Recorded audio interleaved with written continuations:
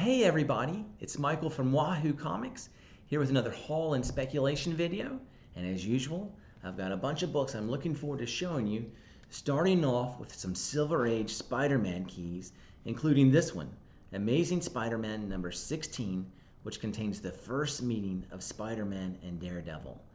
Now, these are two of my favorite characters in all of comics, and so I'm super excited to add this book to my collection.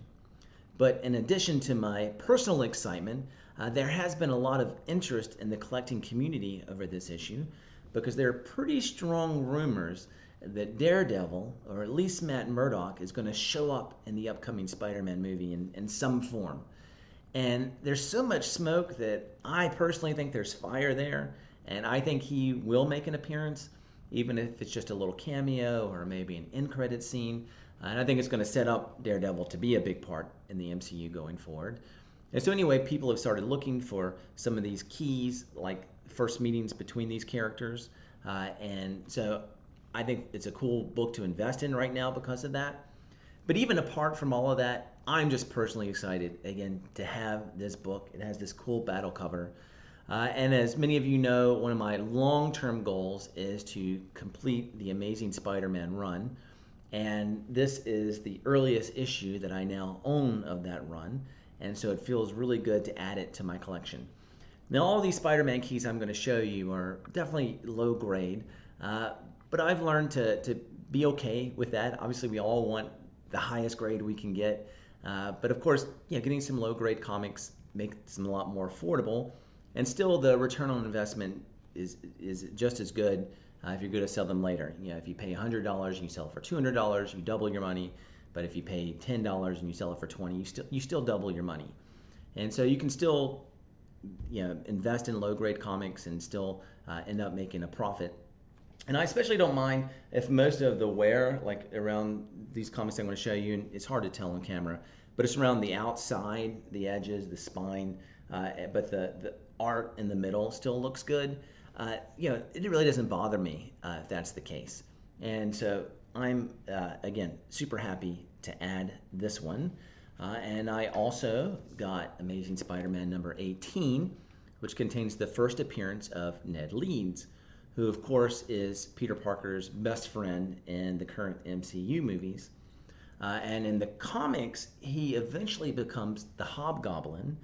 And so there's a lot of rumors that that might happen in this movie. Now, I'm not as convinced as other people, just because there's already seems to be so much that's going to happen in that movie that I don't know if there's room to turn Ned into Hobgoblin. Maybe it could be something like right at the end, he turns on Peter, or in the end credits scene, you see him as Hobgoblin or something like that. So I don't know, but even at that, whether or not that happens, again, Ned Leeds is an important part of the Spider-Man universe, and so I am super happy to have his first appearance. It's pretty neat here. I like these little markings sometimes on comics, even though, again, especially if it's low grade, it doesn't really matter. But it says 5 cents, November 1964, and I think it's really cool how comics have their own history. And so I was just kind of imagining this because this is originally retailed for 12 cents, so it's more than half off for someone. And of course, yesterday was Black Friday, and this was sold in November of 1964, so I've been imagining, well, maybe somebody got this on a Black Friday sale for a little over half off. I wish I got it for 5 cents. I didn't, but I did get a really good deal on it, and I'm glad to have it. Next, Amazing Spider-Man number 36, which contains the first appearance of the Looter, one of the most D-tier list villains in existence. But I like collecting villain first appearances, so I'm happy to have this one. And as a second very minor key, it's also the first time where when Spider-Man shoots his webs, it makes the thwip sound. And so I thought that was kind of fun and cool. And it got me to thinking, I always have like all these little side collecting goals. And so I was like, well, hey, maybe I'll collect the first appearances of famous sounds in comics. And so the next one that came to mind was Wolverine Sneaked, or however you say it, And so I looked it up this week to see what issue that was in, and it was in Giant Size X-Men number 1, which for most of us collectors is a long-term grail. I definitely hope to have that book one day for lots of reasons. But I certainly probably won't get it anytime soon because, of course, it's a high-priced book. But maybe I'll add the SNCC to my THWIP one day. But happy to have this one and the final Silver Age Spider-Man key number 38, which is the second cameo appearance of Mary Jane Watson right before her first full appearance. And it's also the final issue Steve Ditko did before he quit Marvel. And so I was really happy to pick up all of these books. And the next group of books I'm going to show you are all Transformers books. Now, I grew up as a kid in the 80s, and so I love all those cartoon franchises, G.I. Joe, Thundercats, Transformers, Silverhawks, the Transformers knockoff GoBots. But surprisingly enough, until recently, I'd actually never bought a Transformers comic book, which I don't know why, but I just never came across one at a good price that I felt, but finally picked up some. And so I'm going to show you the two that I'm most excited about first, and then I'll show you some other minor keys that I'm glad, but I'm most excited about picking up Transformers number 8, which is the first appearance of the Dinobots. So as a kid, like I said, of course I love Transformers, I love robots, but I also love dinosaurs. I was obsessed with them. I read encyclopedias about dinosaurs all the time. And so what was cooler as a kid than having Transformers and dinosaurs combined? The answer was nothing. And so I was a big Dinobot fan. And so I'm super excited to add this book to my collection. And another book I'm excited about is Transformers number 22, because as some of you know, like a few collectors, I'm trying to collect all these 25th anniversary Marvel covers. And so it's great to add the Transformers one to my collection. I'm probably about 2/3 of the way through now. And one down, probably 7 or 8 to go. And so happy about that. Now I'm just going to kind of run through a few books that just contain first appearances of Transformers. First of all, you have number 4, which contains the first appearance of Shockwave. Number 10, which contains the first appearance of the Constructicons, which as a kid, I thought they were awesome. If you don't know them, they were like 6 they're the bad guys, Decepticons. They're Transformers, and they each transformed into their own like construction vehicle. But then like Voltron, they could come together to form this massive robot, the Devastator. And I thought he was just so cool and powerful. And so anyway, I'm glad to have this one. Number 11, the first appearance of Jetfire. Number 14 contains several first appearances. The first appearance of Grapple, of Hoist, of Smokescreen, of Skids, and Tracks. Number 17, which this contains like 1 billion first appearances. The first Blaster, Power Glide, Cosmos, Sea Spray, Warpath, Beachcomber, Perceptor, Kickback, Bombshell, Shrapnel, Dirge, Ramjet, and Stravis. So a ton of first appearances. So if you just want a book that has a lot of first appearances of Transformers, this is the one to get, Transformers 17. Also Transformers 47. This contains the first appearance of Rain Dance, Grand Slam, and the Seacons. Number 60, the first cameo of Primus. And number 61, this is a really cool book. It's the first full appearance of Primus, but it also contains the origin of the Transformers and Cybertron. So if you want to know a lot of their kind of back history, obviously again their origin, this is a really sweet book to pick up, and so I'm really glad to have it.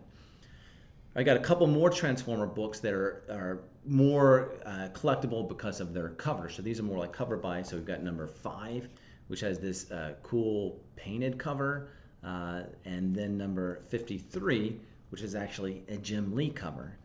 Now, if you've been watching my videos, you know I'm a big fan of picking up some of the early, especially Jim Lee and Todd McFarlane covers, especially if they're kind of in these more obscure books that they don't have a lot of covers in. I think collectors who like those artists are going to be chasing them more and more, especially collectors like me. Those were the big artists when I first started collecting as a kid, and it's my age group that's really finally starting to get a little bit of money to be able to buy some of the books they loved as a kid. And so anyway, I'm really excited to have this Jim Lee cover. And that brings me then to my sleeper of the week, and for that I'm going to go back to Spider-Man. And we've got Marvel Team Up Annual number 5. And this contains the first appearance of Atra, who was the deviant who created the Serpent Crown. Now, the Serpent Crown ties a lot into the Atlantis mythology, and something that seems to be sooner rather than later, in my opinion, is that Namor is going to come into the MCU. And so if he comes into the MCU, then of course there's room to explore Atlantis. And if you're going to do that, you're going to look for obviously big things that are important to Atlantis. And the Serpent Crown is. When I first started collecting, there was this storyline called Atlantis Attacks that ran through all the Marvel annuals that year. And the Serpent Crown was kind of the key, thing in that they were going after. It's kind of like the Infinity Gauntlet of Atlantis. And then if you've seen my top 5 What If stories video, my very favorite of all time was What If number 25, the second volume, which is What If the Heroes Lost Atlantis Attack. So I've always just been a big fan of the Serpent Crown and its power and how it affects people. And so it's really cool to have the first appearance of its creator. The first appearance of the actual crown, I think, is in the original Submariner series, maybe like issue 9. And this also contains the first appearance of Frog, who is one of the emperors of the Deviants. Of course, the Deviants were introduced in the Eternals movie, and so that's another reason they might show up at some point. So if there's going to be any movie that deals with Atlantis, I wouldn't be surprised to see the Serpent Crown pop up. Kind of like it could be like the Infinity Gauntlet of Atlantis again.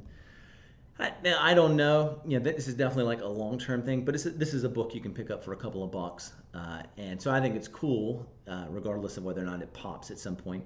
But also, in addition to those reasons, there has been a little bit of interest growing in this issue because it does contain a team-up of Doctor Strange, Spider-Man, and the Scarlet Witch, and of course, in the upcoming Spider-Man and Doctor Strange movies, those characters are going to be interacting some. And so a lot of books that have them interacting have started to gain interest in the collecting community. So I wouldn't be surprised to see this book pop, around the time of those movies, then, kind of dip again. And then if the Serpent Crown ever comes, then I think they would probably have Atra as a part of that story, or could at least.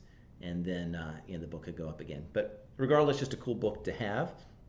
And that then now brings me to my question of the week.